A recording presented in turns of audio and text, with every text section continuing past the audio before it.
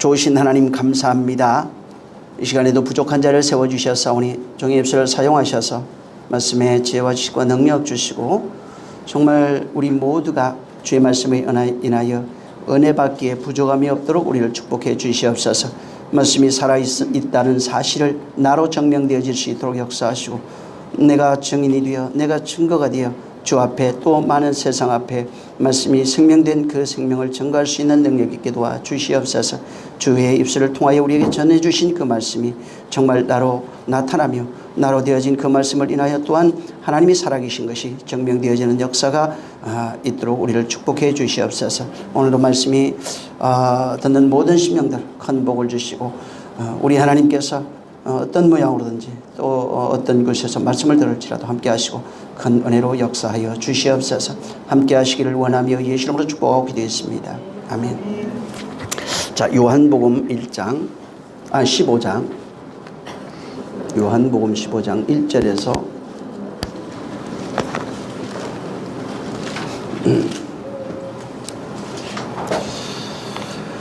3절을 읽습니다. 요한복음 15장 1절에서 잘 읽어보세요. 3절 시작.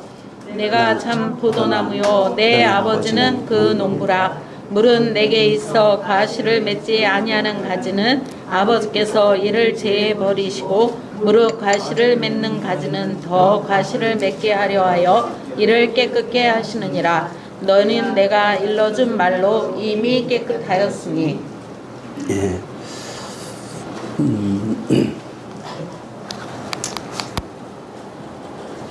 제가 항상 말씀드리지만은 여러분 그 신앙생활은 믿어드리는 게 아닙니다. 말씀이 뭐냐면 신앙생활은 말씀을 나로 증명해내는 거예요. 그러니까 말씀이 나로 증명되지 못하면 사실은 종교인에 불과한 겁니다.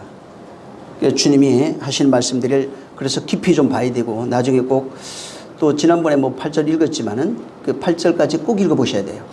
같은 내용입니다. 지금 4절부터 1절에서 3절 한 내용을 이제 8절까지 이렇게 말씀하는 내용이니까 읽어보시기 바랍니다. 자, 요한복음 14장에 지난 거 봤죠? 들었죠? 14장까지 뭘 얘기를 하냐면은 아버지와 아들이 무언지를 얘기를 했어요. 그러니까 아버지에 대해서 말씀하고 아들에 대해서 말씀하는 겁니다. 오늘날 지금 그 기독교 이제 신학 있죠. 교회에서는 이 지금 그 14장에 있는 아버지와 아들의 관계를 신론과 기독론으로 가르칩니다. 그러니까 아버지를 신론으로 그다음에 아들을 기독론으로 가르치는데 문제가 있어요. 여러분 당시에 예수님 당시에 이게 있을까요? 신론이 뭔지 기독론이 뭔지 전혀 모르는 거예요. 그때 당시는. 자, 근데 갑자기 어떤 한 젊은이가 나타났어요. 보니까 나사렛이라고 하는 예언도 없는 계시도 없는 곳에서 나타나가지고 뭐라고 지금 얘기를 하냐면은 너희가 여호와로 부르고 있는 그 하나님, 엘로힘으로 부르고 있는 그 하나님, 근데 그 하나님이 내 아버지야 이렇게 얘기를 해요. 갑자기 어떤 젊은이가 나타나서 야 너희가 알고 있는 그 하나님, 엘로힘으로 부르는 그 하나님은 내 아버지야 이렇게 얘기해요. 그러면서 하는 얘기가 나는 그분의 아들이야 이렇게 말합니다. 그러니까 하나님은 내 아버지고 나는 그분의 아들이고 그 다음에 아버지와 아들이 하나라고 말합니다. 응? 이게 그리고 아버지께서 아들에게 모든 신적 권위를 다 줬다고 그래요. 생각해 보세요. 당시 사람들이 지금 어떤 젊은이가 나타나가지고 아버지가 하나님이라고 하는 너희 부르는 그 하나님은 내 아버지야. 나는 그분의 아들이야. 그분이 나를 보내서 왔고 그 다음에 그분과 내가 하나래요. 그리고 하나님의 모든 권세, 권력을 다 아들에게 줬다는 겁니다. 신권, 구원하는 권력, 모든 권세와 능력을 다 줬다는 거예요. 자, 이 얘기를 듣는 당시 사람들은 어떤 생각을 했겠어요? 이단의 괴수입니다, 그냥.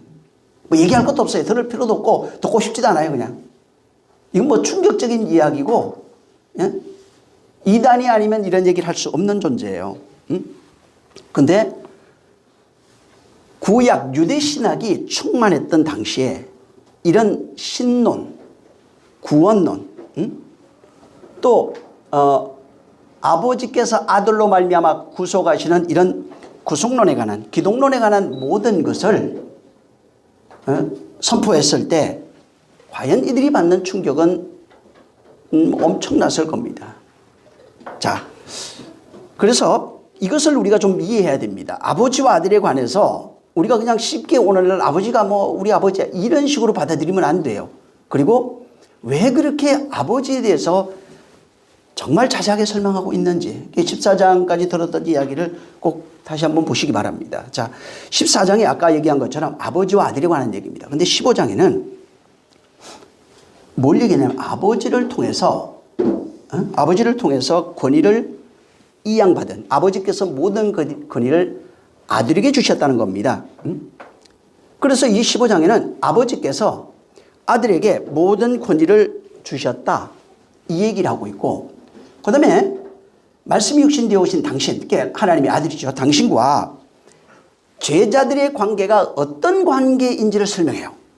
아버지가 나를 보냈는데 아버지가 나를 모든 것을, 당신의 모든 것을 아들에게 줘서 아들로 말미암아 구원하시고 모든 일을 행하신다는 겁니다. 그리고 그 당신과 당신이 부른 제자들의 관계가 어떠한지를 지금 설명하고 있는 거예요. 그래서 이 15장에 있는 내용들을 보면은 전부 다 나는 하나님의 아들이에요. 나는 하나님의 아들이고 너희는 나의 제자라는 겁니다. 그리고 나의 제자가 되면 너희가 나와 하나가 되는 건데 이것은 영원한 관계를 맺는 거래요. 근데 이 관계가 어떻게 또 되냐면은 너희가 나의 제자가 돼서 너희가 나와 영원한 관계를 맺게 되면은 너희가 하나님과 또한 영원한 관계를 맺는다고 말하고 있는 게 15장이에요. 그러니까 하나님은 내 아버지예요. 그리고 아버지께서 내게 모든 걸 주셨어요.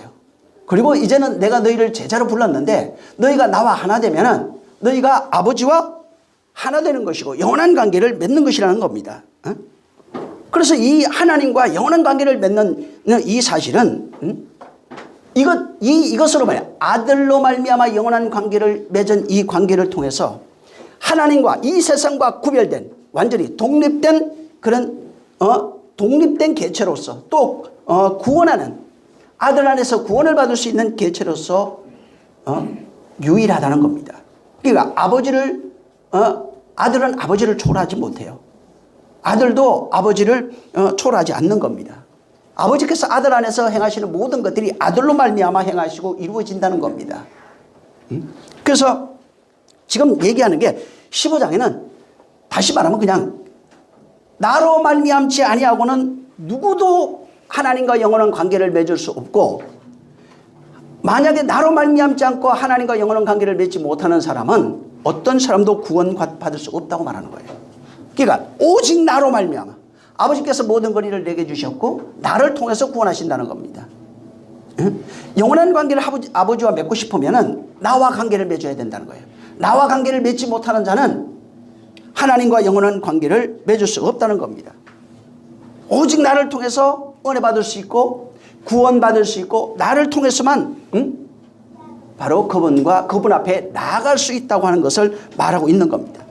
그래서 이 내용, 지금 제가 말씀드린 이 내용을 요한이 요한복음 전체에다가 이걸 기록해놨어요.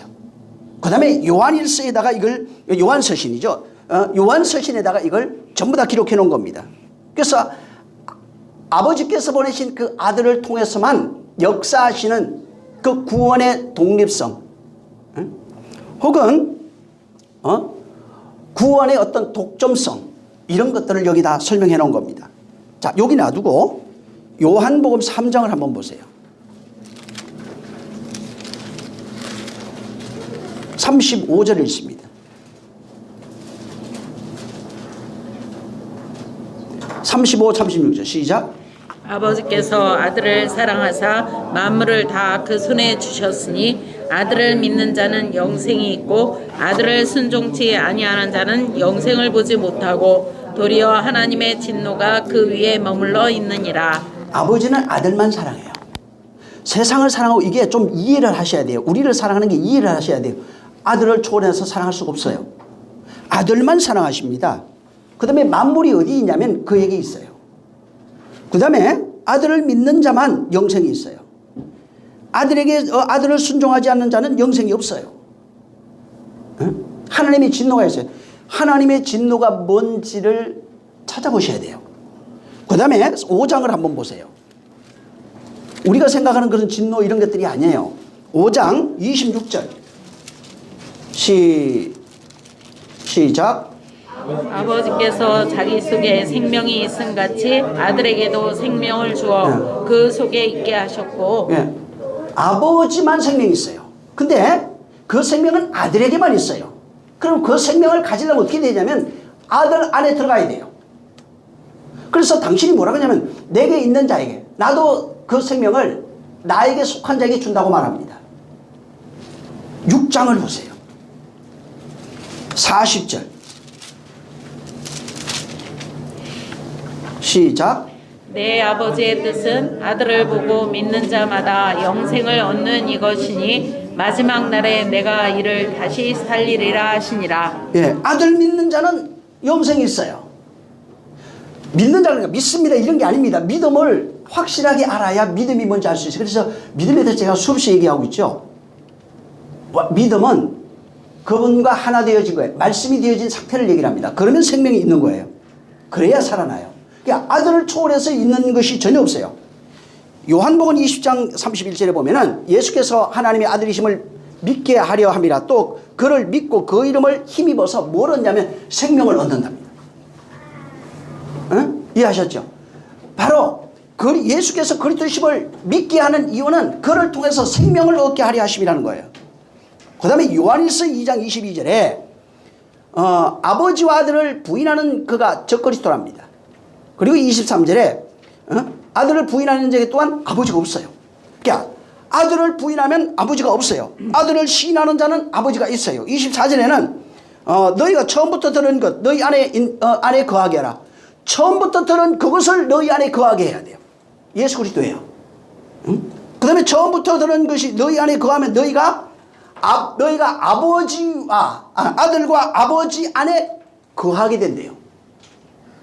그러니까 예수 그리스도로 말미암지 않고는 그분과 하나 될 수가 없어요. 계시록 12장 5절에도 5절에 보면은 여자가 아들을 낳으리 이는 장차 만국을 다스릴 남자라 그 아이를 하나님 앞과 그 보좌 앞에 올라가니라. 7절에 이기는 자는 이것들을 상속받으리니 나는 그의 하나님이 되고 그는 내 아들이 되리라. 자, 지금 아버지와 아들의 관계, 그 다음에 우리의 관계가 어떻게 펼쳐지고 있는지를 성경에서 말하고 있는 겁니다. 그분이 설명해 주신 거예요. 자, 근데 지금까지 전거했던 예수님의 정언이 있죠. 예수님 말씀하신 모든 내용들은, 또 성경이 말하는 모든 내용들은 유대신학을 완전히 박살내고 있어요. 그동안 유대신학이 가지고 있던 그런 하나님의 개념, 유일성에 대한 개념이 다 무너져 버립니다. 그러면 하나님이 둘이 돼요. 그 다음에 우리가 그 안에 거함으로써 하나 된다고 하니까 이게 뭐냐면 내가 신이 돼버리는 거예요. 오늘날도 마찬가지예요. 기독교인들에게 그리스도 안에서 그와 하나 된 신적 존재, 신이라고 하는 말을 했을 때 이단이라고 합니다. 왜 그러냐면 하나됨이 무엇인지를 전혀 이해 못하고 있어요. 그냥 말로는 그분이 내 안에 계시옵소서, 내 안에 오시옵소서, 내게 말씀하시, 말은 그렇게 해요, 기독교인들이. 하지만 하나됨이 뭔지를 전혀 이해 못합니다. 그래서 지금 주님이 말은 뭐냐면 너희가 전통적으로 가지고 있는, 보세요, 아브라함과 이삭과 야곱이 있죠. 모세에게 이들이 다윗 같은 사람들, 믿음의 사람들이라고 구원받은 자로 이렇게 나와요. 근데 예수님의 말은 유대신학 안에서 구원이 없다고 말합니다. 무슨 얘기냐면 그들은 유대신학에 속한 사람들이 아니에요. 유대신학은 포로 생활 이후에 그들이 성전을 다시 세우고 몇 번 재건합니다. 근데 예수님 당시에는 헤롯 성전이에요. 이 성전이 재건했는데 그 다음에 예수님 오시기 전 400년 동안, 말라기 이후 400년 동안 암흑시대라고 그래요. 그때는 하나님의 말씀을 가지고 이들이 신학을 발전시켜요. 그게 유대신학이에요. 그래서 그때 나오는 그런 존재들이 누구냐면 바리새인, 서기관, 율법사입니다. 그래서 성경을 연구하는 자들이 나오기 시작했고, 우리가 왜 저주받은지 한번 돌아보자 해가지고 표면적으로 그들이 연구해가지고 밝혀낸 것들이 몇 가지 있어요. 하나님을 떠났다, 11조 안 했다, 그 다음에 저 하나님의 것을 뭐 도둑질해 몇 가지가 있습니다. 이런 것들이 계속 발전되다 보니까 400년 동안 발전된 것이 본래 하나님의 말씀을 가지고 이 하나님의 말씀으로 돌아간 것이 아니라 신학을 발전시켜버린 거예요. 신학을 발전시켜서 이들이 하나님을 전혀 알지 못했어요. 그리고 하나님의 말씀을 육체의 행위로 전부 다 바꿔버린 겁니다. 그러니까 이 육체의 행위로 바꿔버린 유대신학 체계 아래서는 구원이 없어요. 믿음으로 구원받는다고요. 아브라함도 믿음의 조상이에요. 응? 모세도 믿음의 조상이에요. 다윗도 믿음의 조상들이에요. 근데 하나님은 믿음을 얘기를 했는데 사람들은 그것을 율법을 육체의 예법으로 바꿔버린 겁니다. 예수님이 말씀은 거기에는 구원이 없다고 말하는 거예요. 자, 여기 지금 본문에 1절부터 3절에 지금 여러분이 읽었어요. 여기에 뭐가 있냐면은 아버지와 아들이 펼쳐내는 구원이 어떤 것인지를 여기 담아 놓은 거예요. 그러니까 아버지께서 아들로 말미암아 펼쳐내는 구원의 세계가 뭔지를 1절부터 3절에 전부 다 펼쳐 놓은 겁니다. 그래서 아버지께서 아들을 통해서 구원이 뭔지 구체적으로 설명하는 내용이 여기에 지금 1절부터 3절에 있고, 이것을 좀 더 자세하게 설명한 내용이 15장 전체에 깔려 있습니다. 그래서 15장은 아버지께서 아들로 말미암아 펼쳐내는 구원의 내용이고, 그 내용의 내용을 1절부터 3절에 말씀해 놓은 거예요. 자, 여기에 5가지가 그 1절부터 3절을 이렇게 펼쳐보면 5가지가 나오는데, 자, 첫 번째 뭐냐면 나는 포도나무래요. 두 번째가 내 아버지는 농부라는 거예요. 세 번째가 열매 맺지 않는 가지는 제하여 버리시고, 그 다음에 네 번째가 열매 맺는 가지는 더 많이 맺게 하려고 깨끗게 하신대요. 그 다음에 5번째는 너희는 내가 일러준 말로 이미 깨끗해졌대요. 여기 지금 5가지를 제가 말씀했는데 여기 하나예요. 응? 이것이 구원의 내용이라고요. 이 지금 포도나무 비유를 사람들이 수없이 하고 있는데 포도나무 비유가 뭔지를 전혀 이해를 못하고 있어요. 그냥 예수 붙어 있으면 열매 맺습니다 이렇게 얘기를 하고 있지, 이게 뭔지를 이해를 못합니다. 다시 말합니다. 나는 포도나무예요. 내 아버지는 농부예요. 열매 맺지 않는 가지는 반드시 제해버려야 돼요. 5번째는, 네 번째는 열매 맺는 가지는 더 열매 맺게 하려고 반드시 깨끗게 해야 됩니다. 그 다음에 너희는 내가 일러준 말로 이미 깨끗해졌대요. 이 내용이 뭔지를 이해를 해야 되는 겁니다. 자, 우리가 좀 이해해야 될 게, 깨끗하다 이게 있잖아요. 나중에 한번 들어가 보세요. 이게 히브리서 10장 2절에는 죄로부터 속죄하다 이런 뜻으로 돼 있어요. 청결 뭐 이런 뜻으로 나옵니다. 그러니까 한번 이런 것들도 이제 뒤져보면 좀 더 풍성해지겠죠. 자, 그건 여러분이 한번 찾아보시기 바랍니다. 자, 성경에서 증거하는 우리가 신이 있어요. 자, 성경에 신이라고 적어놨어요. 엘로힘, 뭐 야훼 막 적어놨습니다. 자, 그것을 우리는 이제 번역을 해서 하나님이라고 이제 이렇게 정의합니다. 인간은, 이 성경은 성경에서 증거하는 신을 하나님 혹은 야훼라고 말합니다. 자, 생각해 보세요. 영원하신 하나님은 다른 존재입니다. 다른 체계에 있는 존재예요. 물질에 속한 분이 아니에요. 물론 물질에도 관여하시죠. 근데 하나님이라고 하는 것은 우리가 알지 못하는 미지의 존재예요. 근데 인간이 이 성경에다가 알지 못하는 그 하나님을 음성을 들었던 사람들, 혹은 만났다고 하는 사람, 만난 것도 눈을 본 적 없어요. 어찌됐든 그렇게 만났다고 하는 사람들이 영원한 하나님이죠. 영원한 하나님을 인간이 이게 하나님이야 이렇게 정의를 해버렸어요. 이게 무슨 말이냐면은 보지도 못한 존재, 그 다음에 다른 초월적 존재, 전능신이라고 하는 그 존재를 인간이 압축해가지고, 그 크신 하나님, 만물을 담기도 부족하다고 그랬잖아요. 근데 그 하나님을 압축해가지고 그냥 신이라 하는 단어 하나로 압축시켜버렸다고요. 사실은 하나님 입장에서는 그 신이라는 단어 속에 당신을 담을 수가 없다고요. 어찌 보면은 그 인간이 정의한 신이라는 단어 속에 그분을 가두는 것 자체가 신성모독이에요. 신은 인간이 말한 그 신이라는 단어 속에 갇힐 수 있는 분이 아니에요. 신은 인간이 정의한 그 신이란 단어 그 너머에 있는 완전한 초월적 존재입니다. 미지의 존재예요. 그분을 아들로 말미암아 우리에게 보여주셨지만 그 아들로 말미암아 보여주신 것도 지극히 작은 부분이에요. 그래서 인간이 이것이 신이라고 하는 정의하는 모든 것들은 사실은 하나님을 전부 다 대변할 수 없는 거예요. 자, 근데 여기는 지금 그분을, 자, 다른 존재, 초월적 존재가 당신을 계시하는 내용이에요. 인간이 정의하는 내용이 아니고 하나님이 당신을 어떻게 계시하고 있냐면 아버지와 아들로 계시하고 있다고요. 이 특히 다락방 강화에서는 이것이 두드러지게 나타나고 있어요. 그래서 신이, 당신을 계시하는데 아버지와 아들로 계시하는 거예요. 그러면서 아버지는 보세요. 아버지라 할 때는 아들이 있어야 아버지예요. 응? 아들이 없으면 아버지가 될 수가 없어요. 응? 아들도 마찬가지예요. 아들 스스로 존재할 수 없어요. 아버지와 아들의 관계를 아버지는 아들로 존재하고 아들은 아버지로 존재하는 겁니다. 무슨 얘기냐면 아버지가 없는 아들이 없고 또 아들은 아들이 없는 아버지가 없어요. 아들이 아버지라 불러야 아버지가 있는 거예요.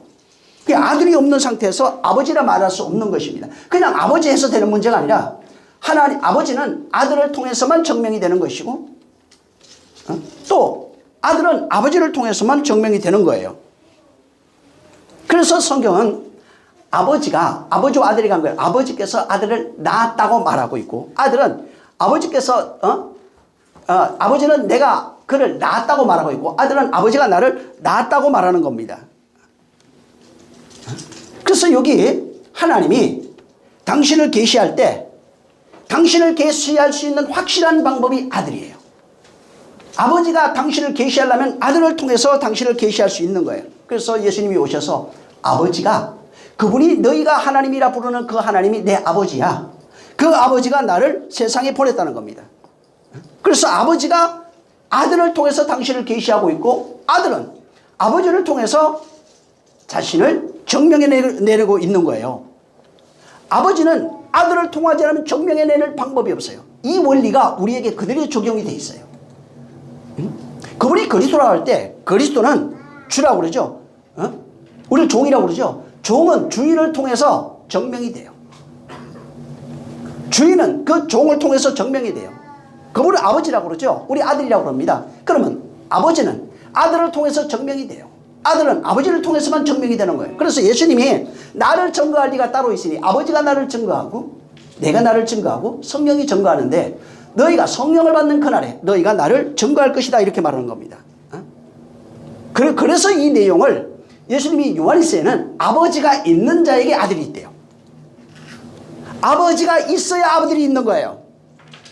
아들이 있는 자에게 누가 있냐면 아버지가 있다는 겁니다. 여기 아들이 있는 할 때 그 있는이라는 단어가 전에 말씀드렸던 에코라고 하는 단어예요. 이 에코는 코이노이아라고 하는 교제, 나눔이라고 하는 그 어굴 속에 이제 속해 있는 건데 이게 아들이 있다고 하는 이 말이 무슨 말이냐면은 아들을 소유했다 이런 뜻입니다. 아들이 있다는 말은 아들이 소유했다. 소유한 개념으로서 교제를 말하는 거예요. 그러니까 에코는 코이노이아와 같은 거예요. 거의. 그래서 아들을 소유한 자가 아들과 교제하고 있는 거예요. 반대로 만약에 아들이 없어요. 그러면 교회 나와도 그분과 교제한 적이 없어요. 그래서 내가 너를 모른다 하리라 말하는 겁니다. 그래서 이게 코이노이아 속에 있다면은 아들이 있는 자는 아들이 있다. 그분과 교제하고 있는 것이고 아들로 나눔이 이루어지고 있는 상태입니다. 그것을 하나라고 그래요. 문제는 이 성경은 나눔이 있죠. 교제, 하나됨, 교제, 나눔 뭐 이런 단어들이 있는데 이거의 본질이 뭐냐면 생명이라고 말하는 거예요. 하나됨의 본질이 생명이에요. 이것이 어디에서 출발했냐면 요한복음 17장에는 사랑이라고 말합니다. 생명은 사랑으로 시작했대요. 그 생명이 아들로 나타났다고 합니다. 그래서 아들이 있는 자에게는 아버지도 있어요. 아버지를 모신 자에는 아들이 있어요. 어디에서 증명이 되고 있냐면 아들과 하나 된 자 그 안에서, 에코 안에서, 어디 코이노이아, 에클레시리아라고 하는 코이노이아 안에서 생명의 나눔이라고 하는 그 나눔이 그대로 이루어지고 있는 거예요. 기독교인들은 그래서 생명의 나눔을 가지고 있는 자들입니다. 지금 그냥 교회 다니는 게 아니라 생명의 나눔이에요. 생명이 없으면 나눔이 될 수 없어요. 오늘날 착각하는 사람들이 정말 많아요. 저도 환상을 참 많이 보는 사람이에요. 꿈도 정말 많이 꾸는 사람인데, 여러분 꿈이 있죠? 꿈은 전부 다 비유예요. 내가 대단해서 하는 게 아니라 표적이라는 말이 있죠. 표적, 기사, 이적이 있는데 요거는 성전으로 얘기를 하면 어디에서 일어나는 일이냐면은 뜰 밖, 세상에서 일어나는 일입니다. 뜰 밖에서 일어나는 일이에요. 그래서 이거 표적, 기사, 표적, 기사, 이적 이런 것들 들어가면 전부 다 병 고침, 귀신 쫓금, 귀신 쫓음, 능력 행하면 이 전부 다 이런 것들이에요. 이건 누구를 위해서 펼쳐진 거냐면 바울이 믿지 않는 자를 위해서 펼쳐냈다고 말합니다. 방언은 누구를 위해서 펼쳐냈냐면 믿지 않는 자를 위해서 펼쳐낸 거예요. 표적으로 준 거라고요. 그래서 예수님이 너에게 표적을 구하는데 내가 보여줄 수 있는 표적은 요나의 표적밖에 없어요. 믿지 않는 자들에게 펼쳐낼 수 있는 표적이 바로 그게 병고침, 귀신 쫓음, 능력 행함 뭐 이런 것들이에요. 응? 그래서 이런 것들에게 그거 일어났다고 대단한 게 아닙니다. 10명 고쳐도 1명밖에 안 들어와요. 응? 진짜 그분을 알아야 되는 것이 중요한 겁니다. 요한일서 5장 보세요.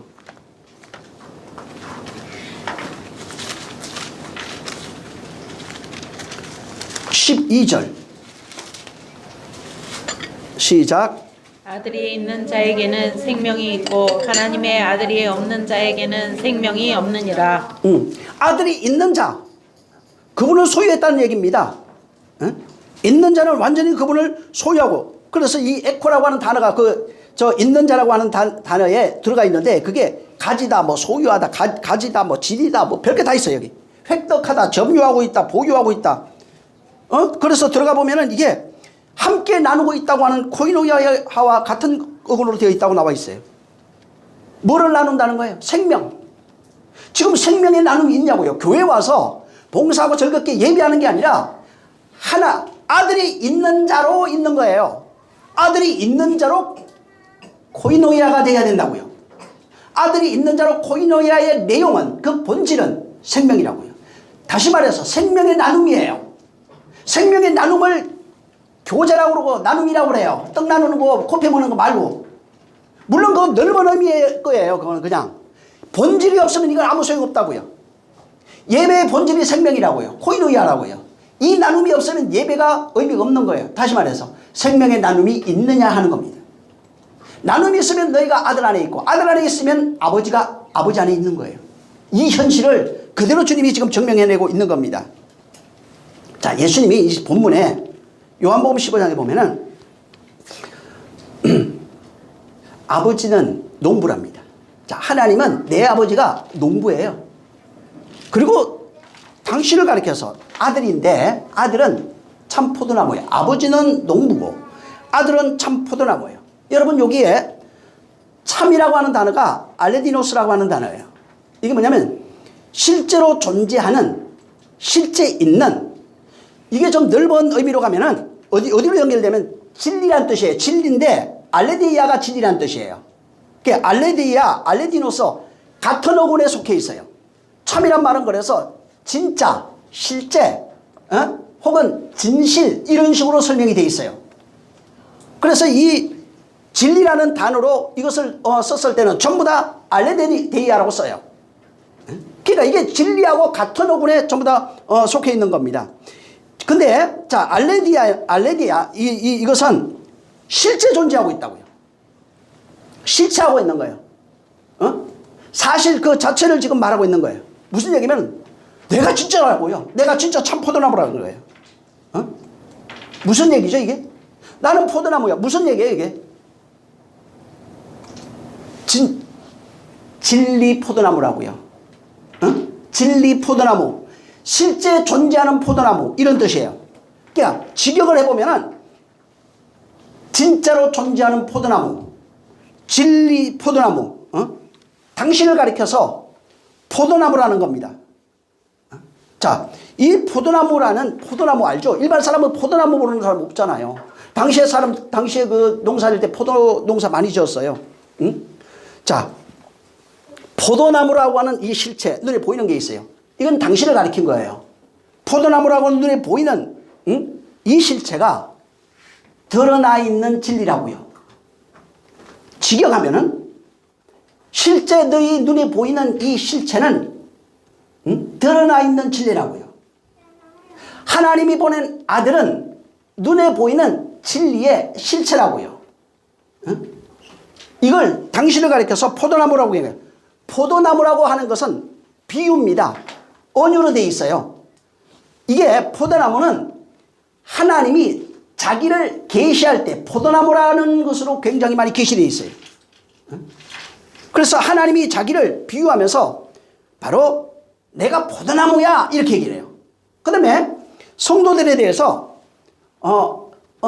하나님을 어떻게 인식시키고 있냐면 성도들에게 나는 포도나무야 이렇게 얘기함으로써 드러나 있는 그 실체를 통하여 하나님의 존재를 본질을 이해할 수 있도록 하나님을 인식시키고 있는 거예요.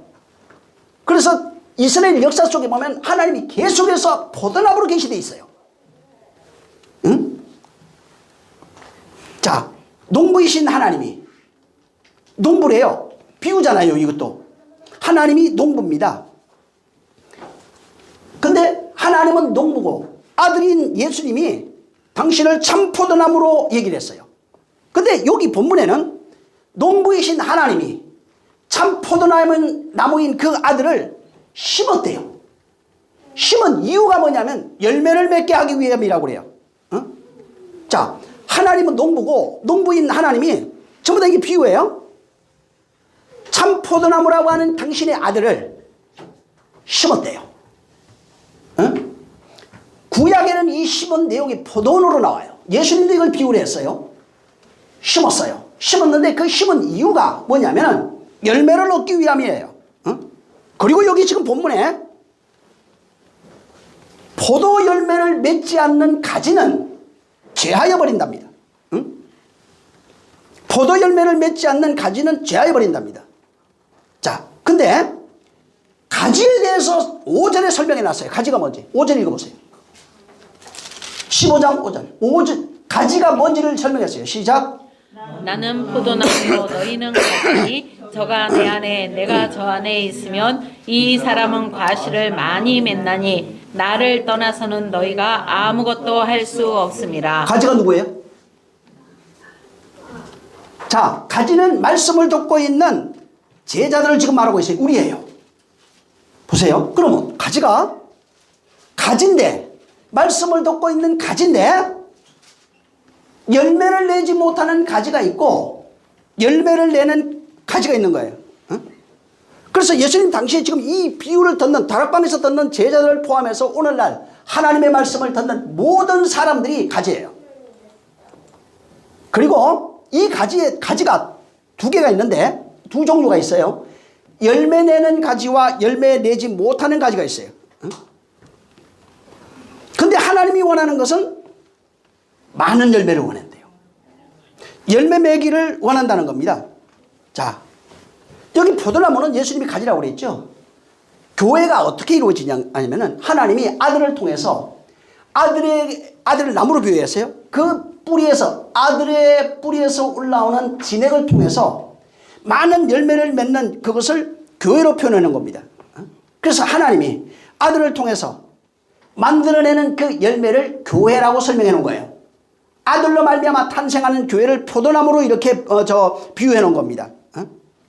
자, 근데 구약에도 이와 같은 포도나무에 관한 비유를 두 군데를 나와 있어요. 그러니까 하나님과 이스라엘의 관계에 대해서 비유로 포도나무에 대한 내용을 해놓은 것이 있어요. 근데 우리가 이제 신약 성경에는 이 요한복음 15장에 포도원과 포도나무의 비유를 여기 해놨고 이사야 5장에 가면은 이사야 5장 그 1절부터 쭉 보면은 거기에 포도원에 관한 비유가 하나 있어요. 그 다음에 이제 에스겔서 15장이 나와요. 그러니까 이사야 5장하고 에스겔 15장에 나오는데 여기다 전부 다 포도원과 포도나무 비유를 해놨어요.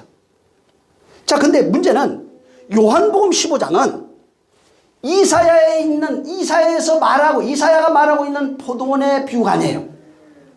그것보다는 오히려 에스겔 15장에 나오는 포도원의 비유하고 거의 같은 거예요.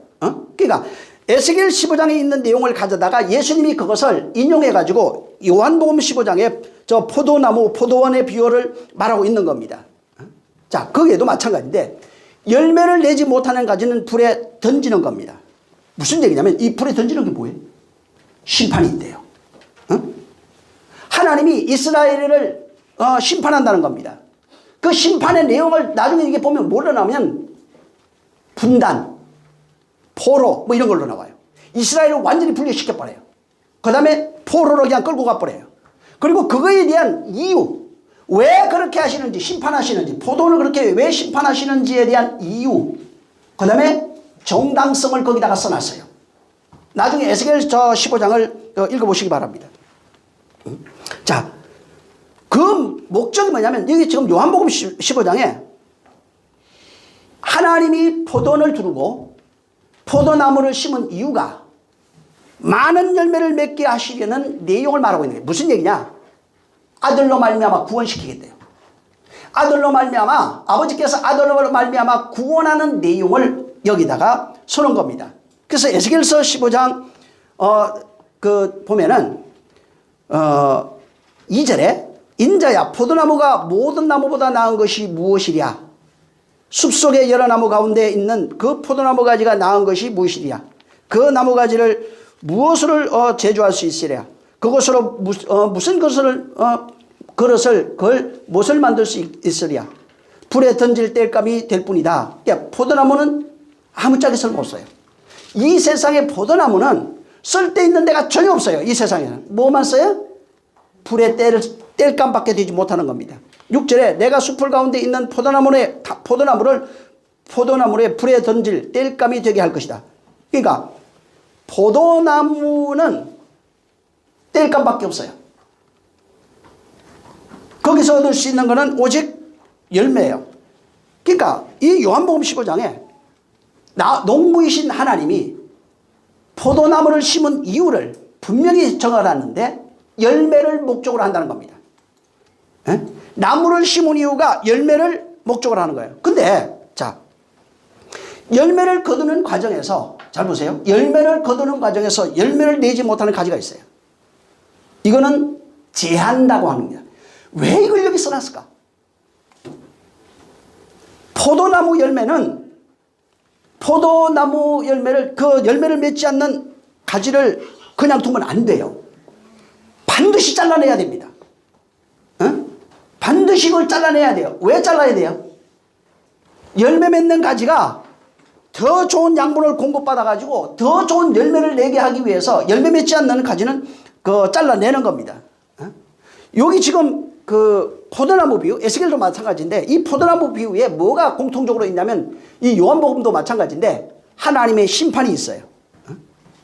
하나님은 심판한다는 거예요. 여기는 자르는 걸로, 거기는 불을 던지는 걸로 나와요. 자, 하나님의 심판이 성경에 크게 두 가지로 나옵니다. 첫 번째는 뭐냐면 믿지 않는 자 있어요. 믿지 않는 자와 불신하는 이 세상을 심판하는 그 내용이 하나 있고, 그 다음에 하나님의 믿는 자, 이스라엘이나 하나님의 믿는 자, 하나님의 자녀들입니다. 그러니까 믿지 않는 자와 믿는 자를 심판하는 이 두 가지로 되어 있는 겁니다. 근데 사람들이 이 성경을 읽으면서 믿지 않는 자에 대한 하나님의 심판을 어떻게 설명하고 있냐면 대부분이 여러분 재앙 있죠? 지진, 재앙, 뭐 화산폭발, 해일, 여러 가지 육체적으로 오는 물리, 예를 들면 물리적인 어떤 그런 내용들이에요. 뭐 병 걸렸다든가 사고가 났다든가 하는 이런 거예요.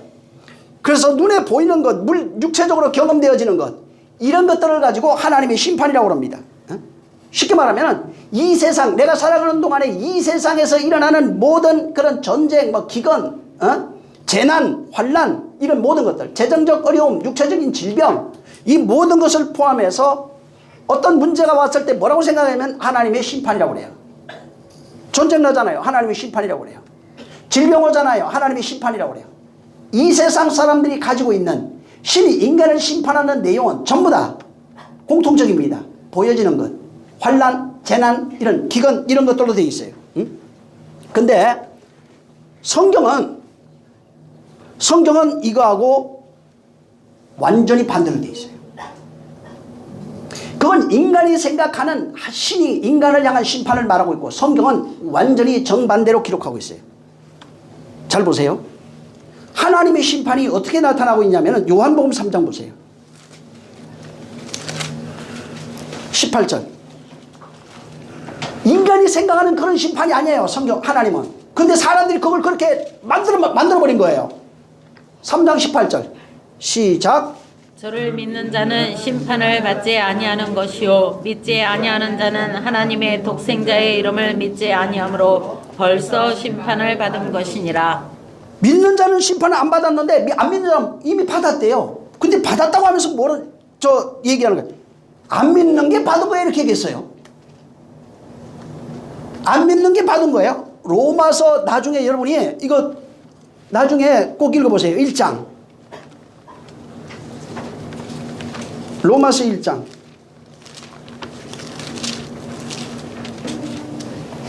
제가 18절, 여러분 저 18절부터 시작해서 32절까지 다 읽으세요. 나중에 꼭 이거 읽어보셔야 됩니다. 자, 제가 이거 보면은 18절 읽을 테니까 여러분이 24절 읽어보세요. 24절, 26절 이렇게 건너뛰어서.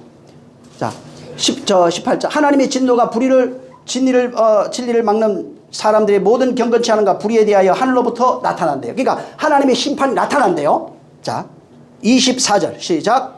그러므로 하나님께서 저희를 마음의 정욕대로 더러움에 내어버려 두사 저희 몸을 서로 욕되게 하셨으니 이를 인하여 하나님께서 저희를 부끄러운 욕심에 내어버려 두셨으니 곧 저희 여인들도 순리대로 쓸 것을 바꾸어 영리로 쓰며 28절 시작.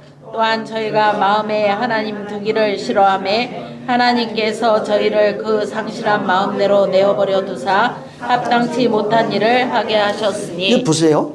제가 그냥 대충 설명할 테니까 여러분들 이걸 자세히 한번 읽으셔야 돼요. 나중에. 자, 하나님의 진노가 나타났대요. 믿지 않는 불의를 진리로 막는 모든 사람들, 경건치 않은 모든 사람들, 그 다음에 사람들 불의에 대하여 하늘로부터 나타났는데 하나님을 알만한 그것이 그 속에 있어요. 그 보였어요. 이미 창세 전부터 이시절부터 보이는 것이 나타났어요. 만물 속에 다 보였어요. 그래서 만물 속에 하나님이 신성이 있고 하나님을 알만한 것들이 다 있어요. 그래서 아무도 핑계 못해요. 하나님 심판이 나타났어요. 나타났는데 하나님을 알되 영화롭게 하지 않아요. 감사하지 않아요. 지금 쓰고 있는 누리고 있는 모든 것들에 대하여 원망과 불평뿐이지 감사할 마음도 없어요. 오히려 그 생각이 허망해져서 미련한 마음이 어두워졌어요. 스스로 지혜 있다고 하는데 어리석은 자예요. 썩어지지 아니한 하나님의 영광을 사람의 영광으로 바꾸고 새와 짐승, 이게 뭐냐면 우상 만드는 거예요. 자, 이게 이 신이라 하면서. 그래서 동물의 모양 우상으로 바꿔버렸대요. 그래서 하나님이 그들의 마음의 정욕대로 더러움에 내버려둔 거예요. 이게 심판이에요. 그대로 내버려둔 것이 전부 다 심판이에요. 그들을 부끄러운 욕심에 내버려둔 그것이 심판이에요. 그들의 마음에 하나님을 두기를 싫어함으로써 하나님이 그 상실한 마음대로 그대로 되라고 그냥 내버려둔 게 그게 심판이라고요. 안 믿는데 난 믿기 싫은데요. 그렇게 하라고 그냥. 이게 심판이라고요. 그래서 29절부터 써놨어요. 그런 심판의 상태가 어떤 상태인지 모든 불의, 추악, 탐욕, 악의가 가득한 거, 시기, 살인, 분쟁, 사기, 악독이 가득한 거, 수근수근하는 거, 비방하는 거, 하나님 미워하는 거, 능욕하는 자, 교만한 자, 자랑하는 자, 악을 도모하는 자, 부모를 거역하는 자, 우매하는 자, 배약하는 자, 무정한 자, 무자비한 자, 이 같은 일을 행하는 자는 사형이에요. 이게 뭔지 모르고 있다고요. 그냥 이게 나쁜 짓 하면 안 돼, 이 얘기를 하는 게 아니라고요. 지금 뭐 아래 있다고요? 하나님의 심판 아래 있다는 거예요. 그걸 통해서 내가 심판 아래 속해 있다는 것을 깨달는 거예요. 근데 이걸 읽고도 이 마비가 돼가지고 전혀 이해를 못해요. 응? 자, 하나님이 그들의 마음의 정욕대로 내버려 둔대요. 그냥 이게 심판이라고요. 하고 싶은 대로 그냥 내버려 두는 게 그게 심판이에요. 응? 하나님 심판의 핵심, 하나님이 이 세상을 믿지 않는 자와 불의한 자, 그 불의한 이 세상을 심판하는 핵심. 그들이 예수 그리스도의 독생자의 이름을 믿지 못하도록 내버려 둔다는 거예요. 이게 심판이라고요. 지진 나는 게 아니고 그리스도를 믿지 않겠다는 거예요. 그냥 두는 거예요. 하나님이 강권에 믿게 하시고 이게 안 된다고요. 그냥 하나님의 심판의 핵심은 그의 마음에 상실한 대로, 지가 원하는 대로, 지가 바라는 대로, 지가 생각하는 대로 그대로 내버려 두는 거예요. 왜 하나님 그냥 두셨어요? 그게 심판하니까. 왜 그걸 통해서 그걸 깨닫고 나오라고. 그것이 없으면 나올 수가 없어요. 심판 안에 두신 이유가 그 과정을 통해서 거기서 자신을 발견하라고요. 그리고 거기서 나오라는 거예요. 그래서 내버려 두사가 파라디돔이라는 거예요. 파라디돔이 뭐냐면은, 디도미는 굉장히 중요한 단어예요. 원래 이게 파라디도미는 전수하다, 전달하다, 뭐 전하다 이런 여러 가지 그 단어를 갖고 있어요. 원래는 이 디도미가 뭐냐면 하나님이 하늘의 것, 당신의 것을 우리에게 건네주는 걸 말해요. 복음을 건네주는 것, 아들을 건네주는 것, 진리를 건네주는 걸 쓸 때 디도미예요, 전부 다. 파라디도미 뭐 이런 걸로 써져 있어요. 그래서 하나님이 아들을 건네줬어요. 복음을 건네줬어요. 쉽게 말하면 그리스도를 우리에게 머리로 건네줬다고요. 그에게 건네줬는데 하나님이 건네주는 거를 안 해버리는 거예요. 하나님이 당신을 진리로 우리에게 건네주지 않는 거라고요. 그래서 인간의 욕망대로, 욕심대로 살게 그냥 내버려 두는 겁니다.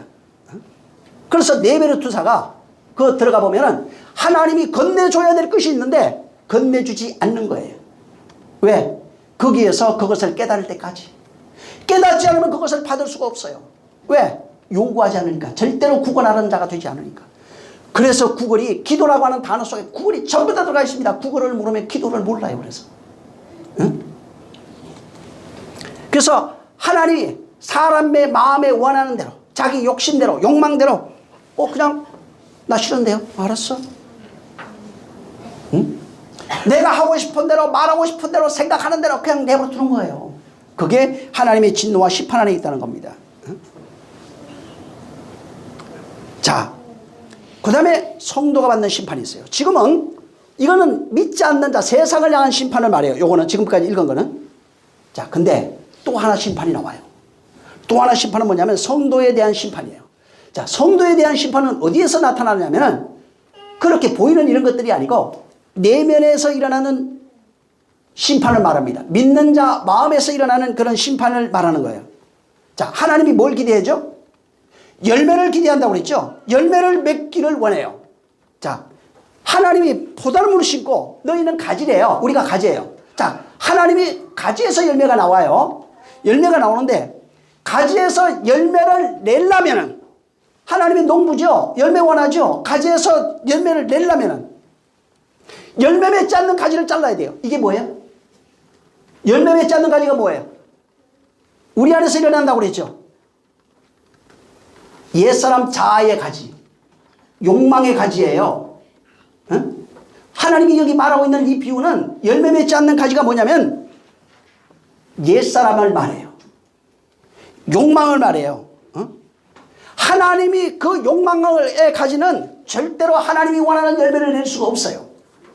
자아의 가지는 절대로 하나님이 원하는 열매를 낼 수가 없는 거예요. 그래서 진짜 열매, 하나님이 원하는 열매를 내려면은 바로 욕망의 가지가 잘려나가야 돼요. 열매는 오직 생명의 열매밖에 없어요. 그래서 아까 코인노 얘기했죠. 하나님이 그 생명의 열매는 어디에서 열리냐면은 아들로 말미암아 공급받은 진액으로 공급받은 그 가지에서만 열리는 겁니다. 쉽게 말해서 새 사람을 통해서만 열린다고. 그래서 옛사람이라고 하는 그 가지, 사망의 열매를 내고 있는 그 가지, 그건 잘려나가야 돼요. 그래야 생명의 열매를 내는 겁니다. 그래서 하나님이 내면에 옛사람이라고 하는 내면이 있죠. 여기 내면에 자아의 열매를 내고 있는 그 열매를, 그 가지를 잘라버리는 거예요. 계속 쉽게 말하면 옛사람은 죽이고 있다 이 말이에요. 그걸 구약엔 불에 던진다, 시판으로 얘기한 겁니다. 이게 뭐냐면 하나님의 말씀이, 여러분 성경 있죠? 설교 듣죠? 이 말씀이 우리에게 진리의 말씀으로 들려야 되는 거예요. 이론이 아니고 진짜 진리의 말씀으로 들려야 돼요. 그래서 옛사람이 죽는 경험을 해야 되는 겁니다. 그게 같이 잘리는 거예요. 가지치기가 뭐냐면 옛사람이 죽는 경험을 하는 것을 말하고 있는 겁니다. 그래서 하나님의 말씀, 성령이 오셔서 진리의 말씀에 의해서 옛사람이 욕망의 열매를 내고 있어요. 어둠의 열매를 내고 이 가지가 잘려버려야 되는 겁니다. 그래서 반드시 열매 맺지 못하는 가지는 잘리는다고 하는 것은 내 안에서 일어나고 있는 내용이에요. 그래서 구약에는 에스겔에서는 이건 불에 던졌다. 여기 본문에는 이것을 잘랐다. 이렇게 해요. 두 가지 핵심이 뭐냐면 옛사람의 죽음입니다. 깨어진 옛사람의 죽음을 경험하는 거예요. 그래서 이 요한복음 15장에는 옛사람의 죽음과 새사람이라고 하는 그 열매, 그리스도 안에서 맺혀지는 그 열매를 말하고 있는 겁니다. 생명은 어디에서 열리냐? 죽음을 통해서. 하늘의 미랄이 땅에 떨어져 죽음으로 많은 생명의 열매를 맺는다고요. 내 안에 옛사람이라고 하는 욕망의 그 가지가 잘려나가야 죽어야 돼요. 구약에는 요거를 지금 말씀드린 이거를 어떻게 설명했냐면 바로 열매 있죠. 하나님이 원하시는 열매, 성도의 열매라고 되어 있는데 구약에는 요거를 번영, 번창, 또 저 번성, 복이라고 하는 개념으로 설명해 놨어요. 요거를. 근데 신약에서는 바울이 그걸 깨닫고 인간의 성품의 변화로 설명해 버렸어요. 구약에는 하나님이 복을 받아서 말씀이 이루어진 상태예요. 그러면 번영, 번창, 번성, 충만 이런 식으로 되어 있고 그 복이라고 그래요. 신약에 나타나서 복을 옛사람이 죽는 것, 새사람이 되는 것, 그리스도와 하나 되는 내용으로 이것을 설명해 놓은 겁니다. 그래서 창세기 1장 28절에 생육하고 번성하고 땅에 충만하고 땅을 정복하라 모든 생물을 다스리라는 게 이게 복이에요. 이게 하나님의 말씀이 떨어졌을 때 일어나는 현상이에요. 47장 27절에도 이스라엘 족속이 애굽 고센 땅에 거주하며 거기서 생업을 얻어 생육하고 번성하니라. 그 다음에 이 갈라디아 5장에 가면 이게 다르게 설명하는데 갈라디아 5장에서는 22절에 성령의 열매는 이렇게 나와요. 바뀌는 거예요. 성령의 열매는 하나님으로부터 와서 맺혀지는 그 열매, 성령으로 되어지는 열매는 사랑, 희락, 화평, 오래참음 이런 것들로 나타난다. 에베소서 5장 9절에는 요거를 빛의 열매다 이렇게 얘기했어요. 빌립보서 1장 11절에는 의의 열매로 설명을 했고 계시록 22장 2절에는 생명나무가 있어 12가지 열매를 맺는데 하고 또 그 열매는 그 나무 잎사귀를 만국을 치료하기 위하여 있더라. 열매가 나와요. 하나님이 원하는 것은 바로 열매예요. 그래서 실제 하나님이 원하는 게 뭐냐? 열매예요. 열매는 어떻게 열리냐? 얘까지 죽어야 된다고요. 그래서 여기 다시 한번 여기 15장 보세요. 5절.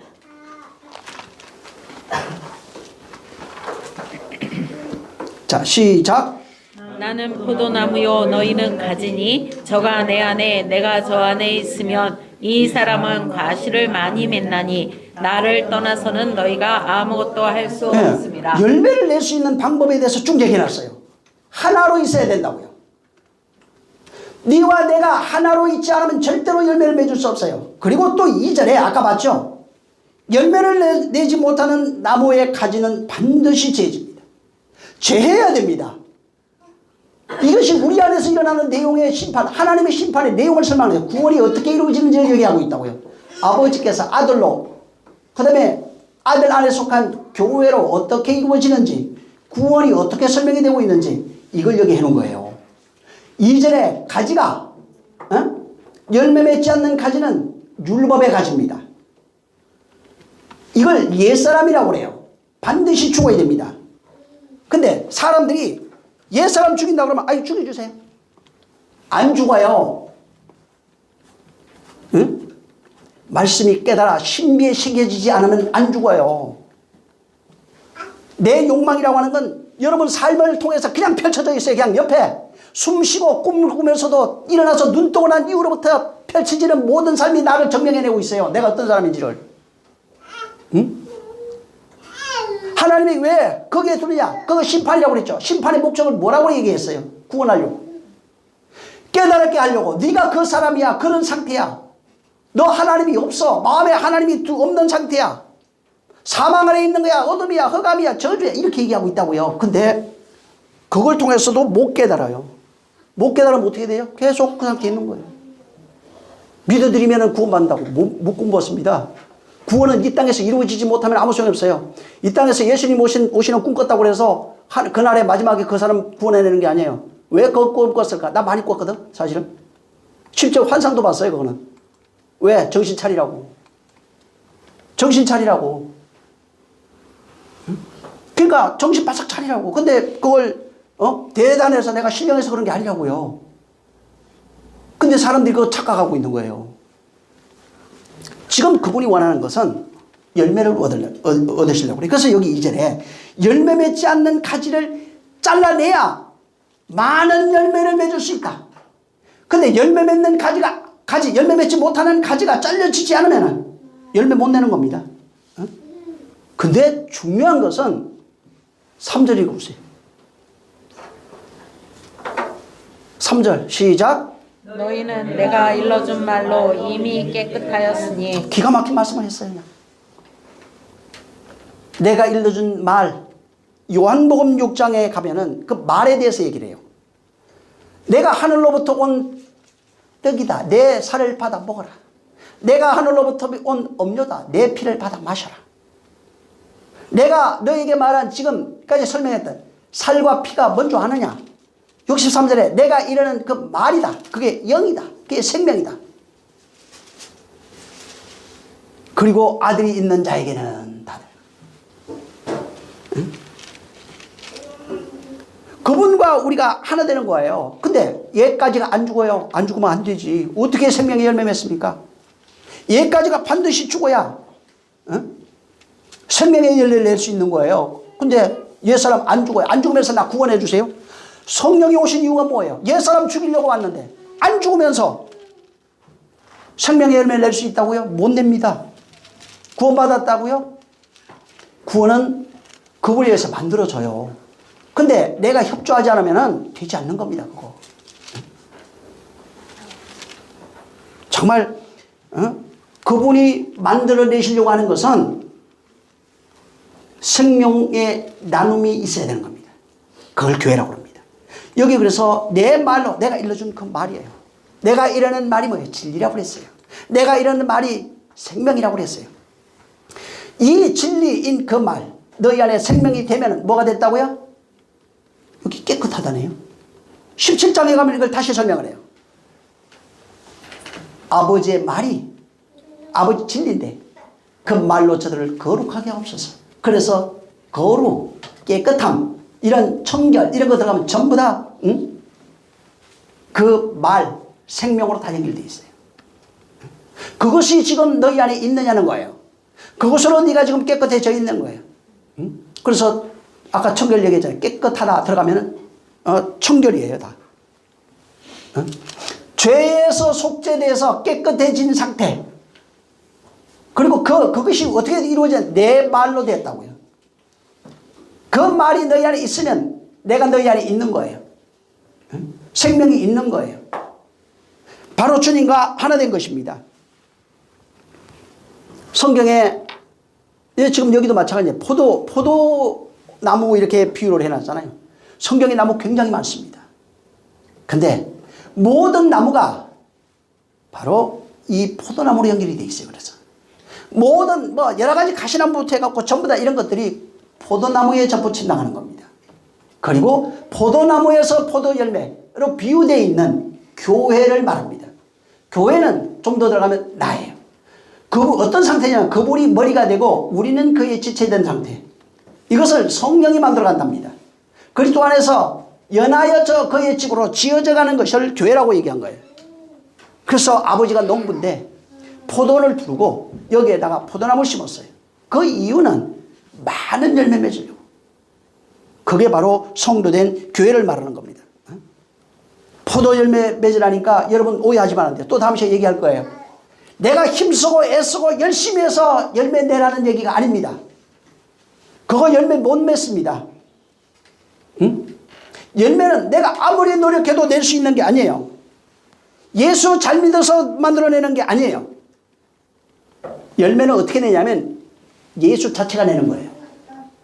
그분이 내는 열매예요. 그에게 붙어있기만 하면은 그분의 진액이 올라와서 그 진액으로 만들어지는 것이 열매예요. 그 진액의 원료는 생명이라고요. 그 생명은 나무에게서 오는 거예요. 우리는 그 나무에 그냥 붙어있으면은 그분이 내는 거예요.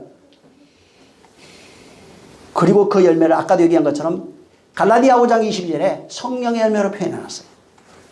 우리가 말하는 열매가 아름다운 육체의 열매가 아니에요. 갈라디아 5장 보세요.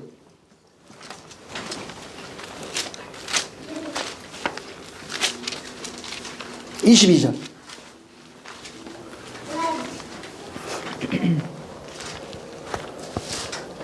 시작. 오직 성령의 열매는 사랑과 희락과 화평과 오래 참음과 자비와 양성과 충성과 온유와 절제니 이 같은 것을 금지할 법이 없느니라. 자, 성령에 의해서 만들어지는 나예요. 근데 성령 오면 뭐라고 오늘날 얘기하죠? 뭐가 뭐 환상 보고 뭐 이상한. 맞아요. 그것도. 그건 좀 너머에 있는 거예요. 응? 처음 믿는 자들에게 나타나는 현상들이라고요. 어린아이들이 경험하는 것들이에요. 여러분, 어린아이들이 하나님을 알았잖아요. 창조주 하나님이 부모가 아버지가 날라는 거예요. 아버지가 아니에요. 우리 아버지네, 이 엄마네. 이거 알았다고요.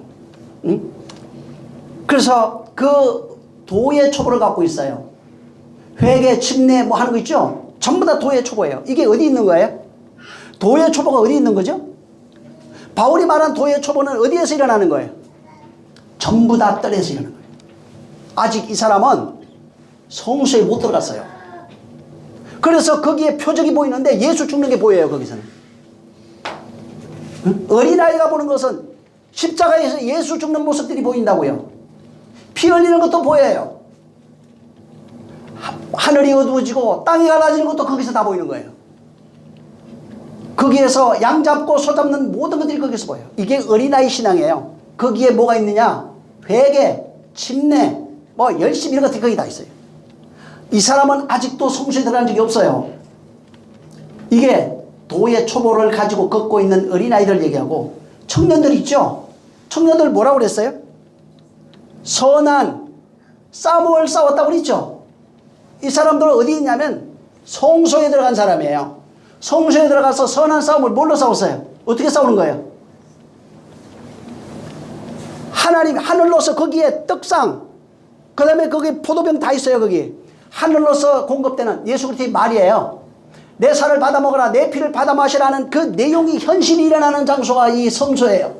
성소에서 그걸 먹고 너희가 악한 자와 싸워 이겼다고 그랬죠? 악한 자가 뭐예요? 이 속에 있는 옛사람이에요. 하늘로서 내려오는, 거기에는 성령의 빛이 비치고 하늘로서 내려오는 양식 음료와 살을 먹으면서 옛사람을 죽이는 선한 싸움을 싸운 사람이 바로 성소에 있는 사람이에요. 에? 이 과정을 거치지 못하면 거기에서 옛사람을 죽이는 선한 싸움을 싸우는데 어디까지 가야 되냐면 본제단에서 그리스도의 향기가 될 때까지, 안에 그리스도의 향기가 안에 꽉 찰 때까지, 그래야 휘장이 열려요. 아직 열린 사람이 없어요. 그래서 많이 열리고 나면 뭐가 되죠? 하늘에서 너희가 태초에 아버지를 알았어요. 그래서 아비의 신앙이에요. 그래야 아비가 뭐래요? 나와서 이스라엘아 들어라 하고 다시 씨 뿌리는 일을 하는 거예요. 그래서 어린아이는 뜰에 있고요, 청년은 성소에 있습니다. 아비는 지성소에 있는 자들이에요. 하나된 자, 완전히 하나된 자를 말하는 겁니다. 응? 여기 지금 갈라디아 5장 20일에 성령의 열매 얘기하죠. 성령의 열매, 사람들이 보는 뜰에서 보는 그 얘기가 아니에요. 이게 성소에서 일어나는 이야기입니다. 성소에서 일어나면은, 성소에서 성령에 의해서 옛사람이 죽는, 여기 본문에 가지치기로 했으니까 가지로 얘기하자고요. 자, 열매 맺지 못하는 옛사람이 죽는 가지가 잘려지고 열매 맺는 새 사람이 돼버렸을 때 성령에 의해서 만들어진 내용이 뭔지 아느냐? 네 안에서 만들어진 내용이 사랑, 희락, 뭐 화평, 오래 참음, 자비, 양선, 뭐 충성, 온유, 절제, 이런 것들이에요. 무슨 얘기예요 이게?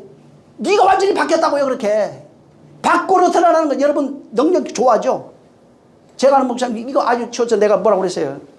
하지 말란 얘기가 아니라니까. 이게 우선이라고. 이거 하고 이게 나타나야 돼요. 이건 그냥 나타나는 건 나중에 여러분이 말만 해도 돼요. 응? 너희가 명한 대로 그대로 된다고요. 왜 그렇게 돼요? 하나님이 함께 이것이 사실이라고 하는 사실을 증명해 주겠대요. 내가 하는 게 아니고 그건 하나님이 할 일이에요.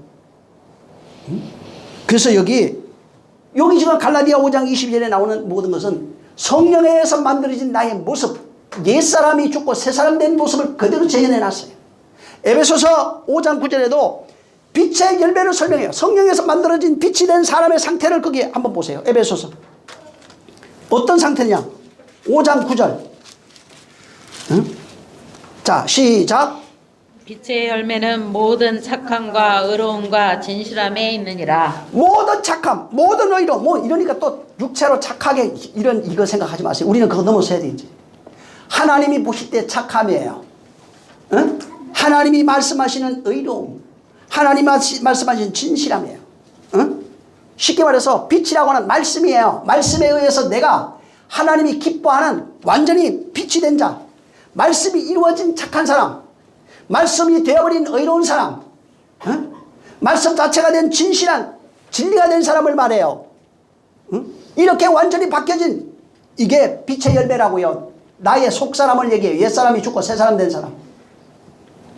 어차피 본 거 빌립보서 한번 보자고요. 1장 11절 시작. 예수 그리스도로 말미암아 의의 열매가 가득하여 하나님의 영광과 찬송이 되게 하시기를 구하노라. 의의 열매가 있어야 돼요. 그리스도로 의라고 그래요. 하나님으로 말미암아 성령에 의해서 만들어진 의 자체가 돼야 돼요. 의가 되면은 뭐가 돼요? 우리 안에 의가 가득 차면은, 말씀이 되어진 존재가 되면은 하나님의 영광과 찬송이 된다고요. 자, 영광이 나와 있죠. 영광이 뭐라고요? 너. 찬송이 뭐라고요? 너. 네가 찬송이 돼야 된다. 네가 영광이 돼야 된다. 입술 말고 우리가 입술 찬양하는 거, 영광이 되지 않은 상태에서 어두운 사람이 찬양해봐야 하나님 듣지 못한다고요. 영광 돌린다고 입술로 100번 해봐야 아무 소용없어요. 요한복음 17장 나중에 설명하겠지만 말씀이 그대로 이루어지지 못하면 하나님이 영광이 되지 못해요. 응? 내가 바로 성령에 의해서 빛의 열매, 성령의 열매로 만들어져 버리면은 네가 나의 영광이야. 네가 나를 영화롭게 했어. 네가 바로 빛이야. 네가 바로 찬송이야. 이렇게 말한다고요. 입술로 찬송 안 해도 혼자 남들 다 자고 있는데 묵상하고 있어도 네가 바로 나의 찬송이구나. 남들 다 이러고 바쁘고 나는 그냥 설거지하면서도 네가 바로 나의 찬송이요, 네가 바로 나의 영광이라고 말씀해 주신다고요. 누가 한다고요? 하나님이. 내가 만들 생각하지 마세요. 그분과 하나 될 생각하세요. 그분으로 만들어질 생각을 해야 돼요. 그래서 성경에 뭘 얘기해요? 듣지 못하는 자 귀를 열어주셨어요. 들으라고. 보지 못하는 자 눈 열어주셨어요. 그 다음에 에바다해서 입 열어줬어요. 근데 여전히 듣지 못하고 있고 여전히 보지 못해요. 여전히 말하지 못하고 있어요. 이게 얼마나 안타까운 일이에요. 진짜 보여지고 있다고요. 제가 감사한 거는 제가 저를 많이 봐요.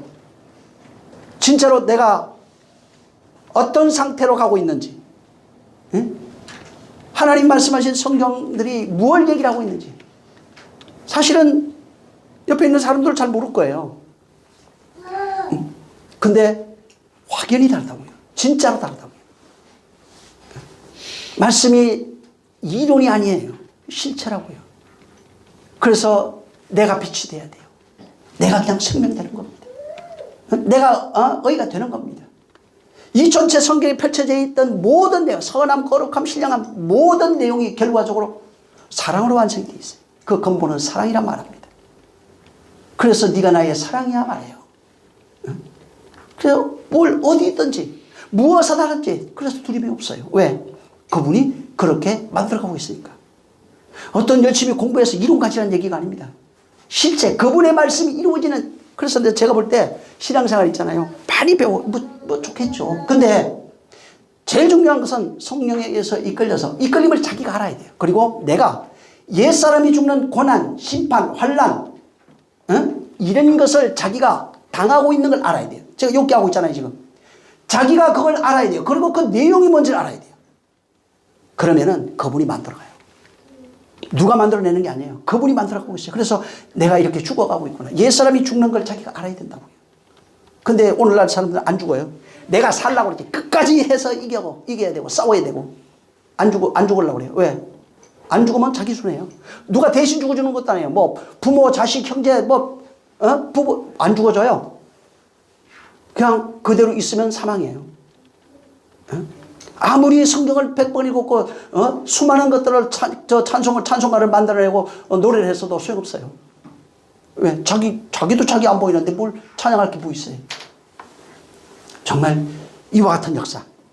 하나님은 잘려진 가지에서, 그게 잘려져야 돼요. 잘려진 가지에서 생명의 열매를 내게 하고 있어요. 잘려진 가지, 그걸 잘라내야 돼요. 옛사람이. 근데 본류는 하나예요. 그게 죽어야, 옛사람이 죽어야 새 사람이 되는 겁니다. 정말 새 사람 되시기를 예수 이름으로 축원합니다. 이걸 여기에 구원, 신론, 아버지와 아들, 우리의 관계를 전부 다 여기 다 담아놓은 거예요. 다음에 또 이것을 얘기를 할 겁니다. 정말 이와 같은 역사가 내게 이루어지게 해주세요. 가장 사랑하는 가족들, 이들에게 이루어지게 해주세요. 그저 어떤 논리, 이론을 가지고 따지는 존재가 아니라 나의 변화된 모습을 보여주지 못하면 아무 소용없어요, 사실. 1000번, 100번 얘기도 되는 게 아니에요. 기도하겠습니다. 내게 은혜 베풀어 주세요. 먼저 내가 지금 뜰에 있는지, 여러분, 나 이거 그려놓고 싶은데 사실은 내 뜰에 있는 사람의 특징들 다 나와요. 성소에 있는 사람이 어떤 삶을 살아가고 있는지 이게 다 나와 있어요, 성경.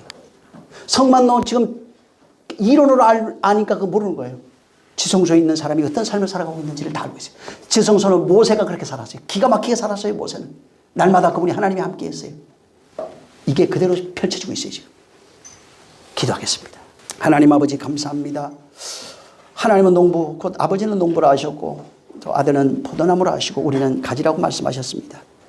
근데 모든 만물은 하나님께서 지으셨고 신성을 담아두셔서 인간이 그것을 가지고 낼 수 있는 것은 사망의 열매, 저주의 열매, 악의 열매밖에 없지만은 우리가 그리스도 안에 속하여 성령으로 말미암아 낼 수 있는 것은 예가지를 자르고 바로 세 가지를 통하여 생명의 열매를 내시는 이것이 하나님이 하시는 일이라 하셨사오니, 자라는 것도 하나님이 하시는 것이고 내게 하는 것도 하나님이 하시는 것이오니, 이 말씀을 듣는 모든 심령들 정말 예가지가 잘려 세 가지에서 생명의 열매를 낼 수 있는 자들이 될 수 있도록 역사하여 주시옵소서.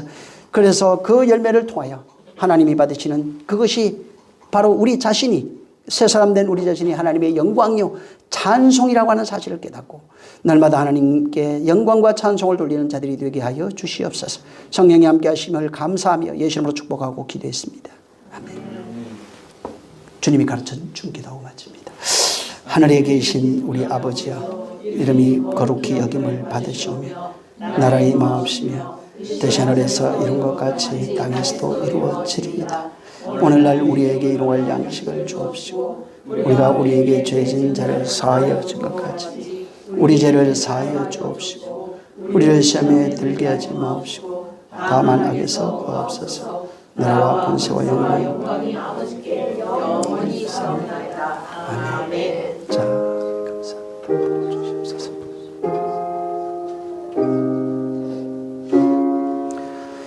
주시옵소서. 주시옵소서. 자, 우리 모든 영광 하나님께 드립니다. 수고 많이 하셨습니다.